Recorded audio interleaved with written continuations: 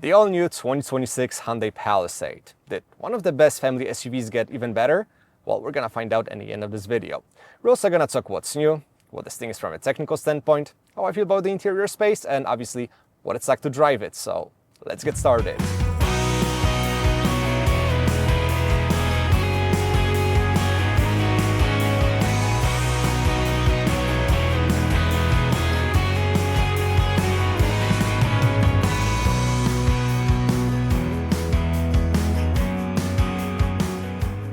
So when the first generation Palisade debuted around 2018, 2019, it quickly became a success, and the formula was pretty simple.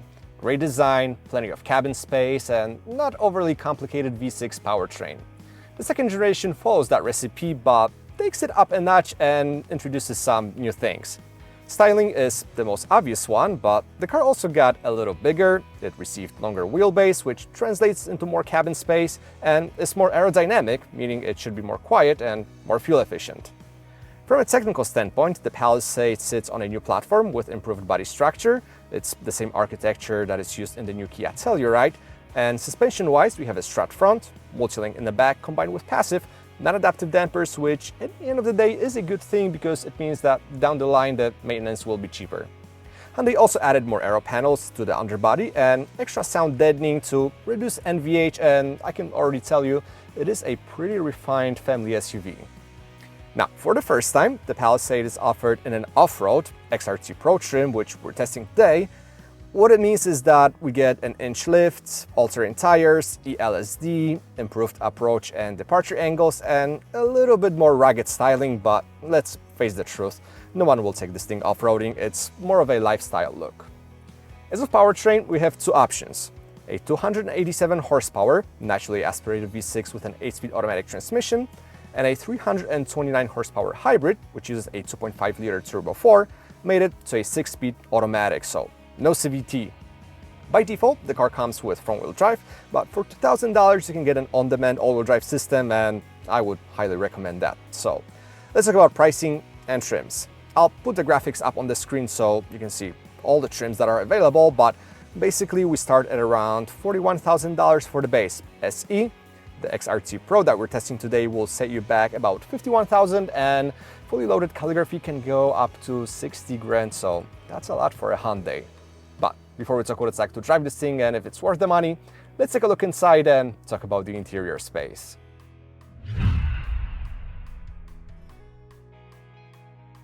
Okay, so we're inside the new Palisade. Now, the cabin features a little bit of that 80s retro design that the exterior has, and everything about it is pretty impressive. The material choice is amazing, things that should be soft to the touch are soft.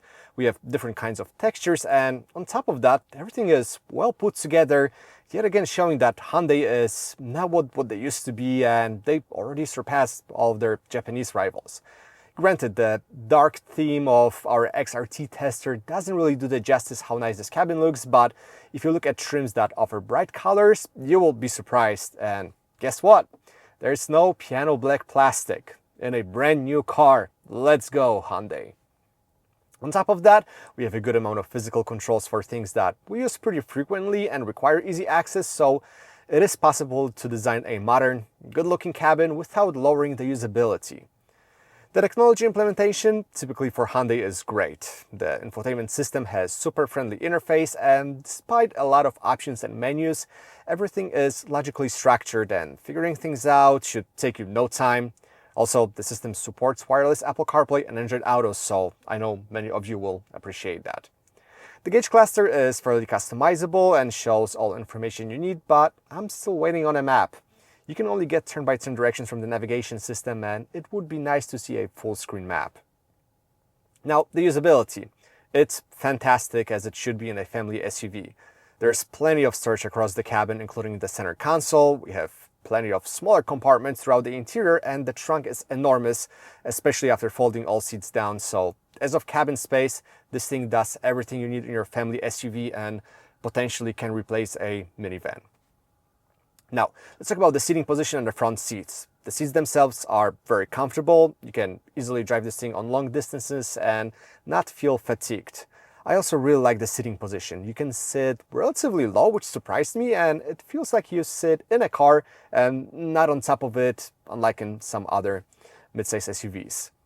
Now, moving to the back, the second row is easy to access and it's gigantic. You can choose between a bench or 3 seats with 2 captain's chairs, and obviously get a third row climate control and USB-C charging ports, as well as standard household power outlet. Now, even with all that space in the second row, the third row is pretty usable, and as an adult I can fit there, especially if I move the second row seats a little bit up. So again, positive surprise.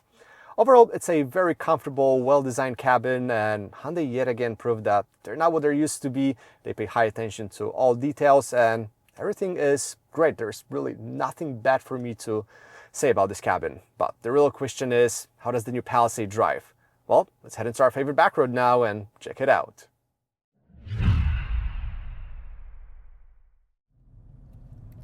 Okay, so we're behind the wheel of the new Hyundai Palisade. Now, I really liked the previous generation. It was a practical vehicle, had plenty of space, great ergonomics, but there were some downsides of it. Mainly the engine, the V6 that powered the previous generation, was pretty lethargic and it was hard to get this thing going. And also overall driving dynamics and body control weren't all that great. So let's see what Hyundai did with the second generation Palisade. We can put it into sport mode. I know we have the XRT Pro trim, and Palisade in general is not a vehicle for more spirited driving, but we can see how it does. Took a while for the transmission to downshift. The engine wakes up after 4,000 RPM, but I can already tell you that it does handle a little bit better. It's not a day and night difference. It's not at a level of Honda Pilot, but it does a little bit okay. It faces the same issue that the previous generation had. It's a very uninspiring vehicle to drive that sucks the soul out of you, but it is a family SUV. It's not meant to be driven dynamically whatsoever. At least the body control is better. There is noticeably less head toss. I remember the first generation, either Palisade or Telluride, I was sitting in the back seat and there was so much head toss, so much body movement that I was getting car sick, which very rarely happens. But this is a little bit better,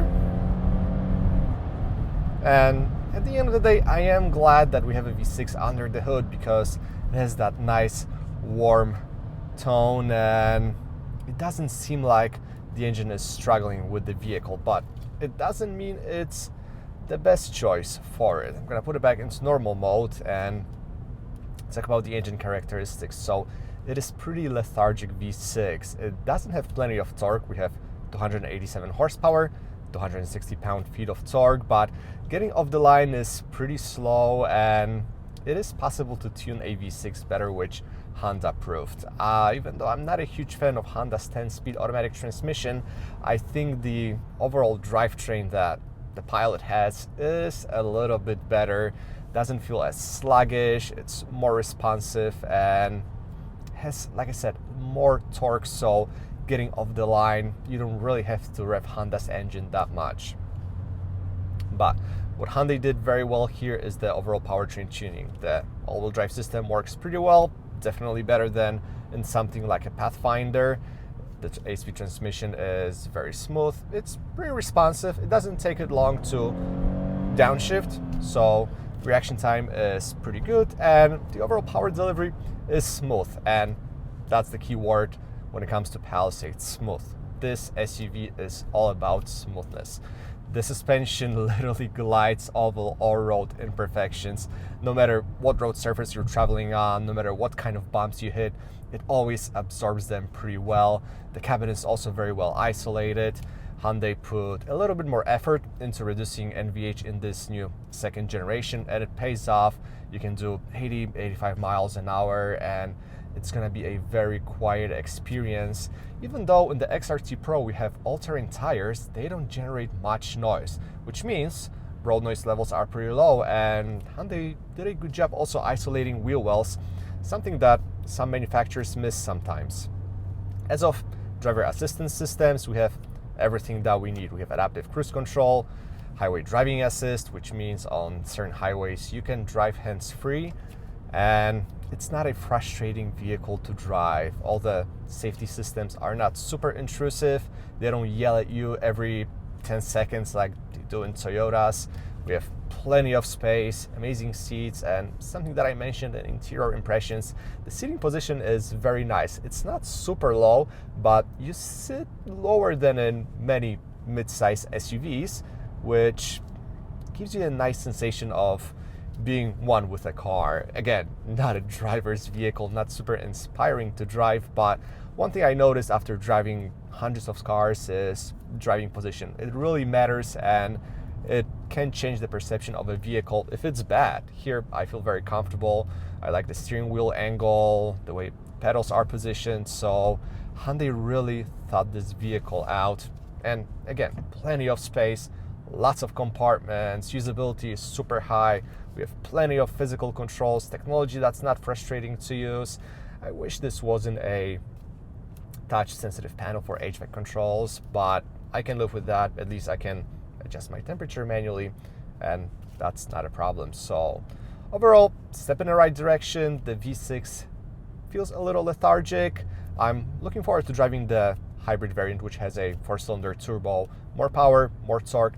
It also should be more fuel efficient because the V6 is not. I put around 300 miles on it, and as you can tell on the screen, I've been averaging 15.3 miles per gallon. Granted, 70% of that driving was in the city, probably only 30% was on a highway, but it's far, far from being perfect. In the city, realistically, you can get 16 miles per gallon. On a highway, the best result I saw was 24, but that was also going a little down the hill. Combined 2019, so yeah, really looking forward to driving the hybrid because I want to see how Hyundai calibrated that hybrid powertrain and what they did with it. But for now, let's head into the final thoughts and summarize this thing.